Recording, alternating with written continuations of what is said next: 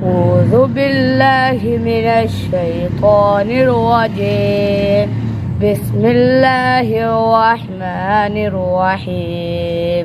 نون والقلم وما يسطرون. ما أنت بنعمة ربك بمجنون.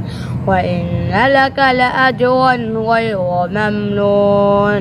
وإنك لعلى خلق عظيم. فستبصر ويبصرون بأيكم المفتون. إن ربك هو أعلم بمن ضل عن سبيله وهو أعلم بالمهتدين. فلا تطع المكذبين. ودوا لو تدهن فيدهنون.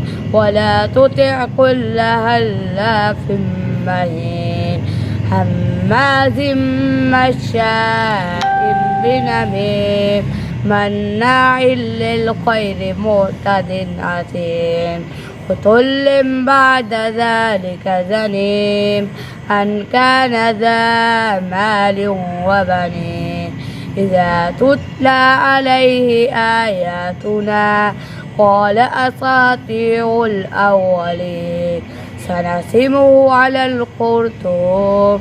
إنا بلوناهم كما بلونا أصحاب الجنة إذ أقسموا ليصرمنها مصبحين ولا يستثنون.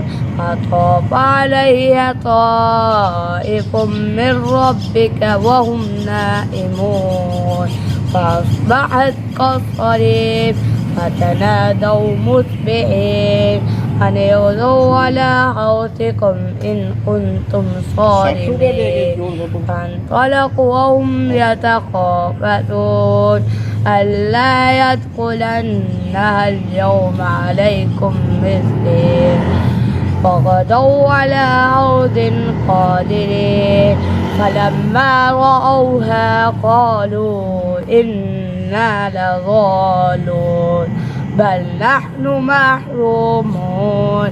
قال أوسطهم ألم أقل لكم لولا تسبحون. قالوا سبحان ربنا إنا كنا ظالمين. فأقبل بعضهم على بعض يتلاومون. قالوا يا ويلنا إنا كنا طاغين. عسى ربنا أن يبدلنا خيرا منها إنا إلى ربنا راغبون.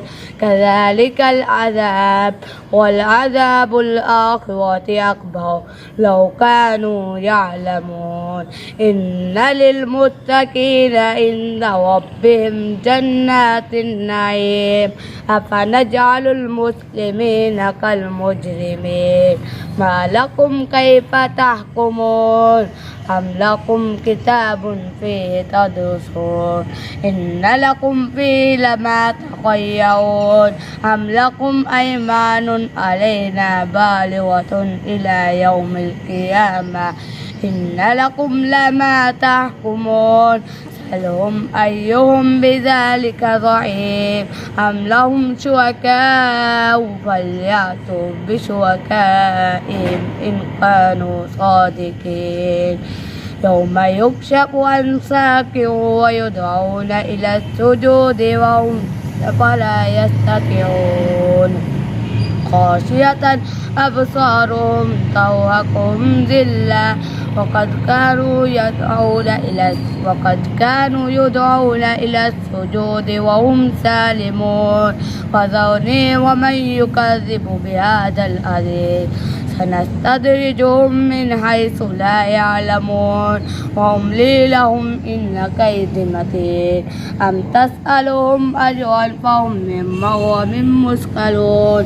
أم عندهم الغيب أم لا فهم يكتبون فاصبر لحكم ربك ولا تكن كصاحب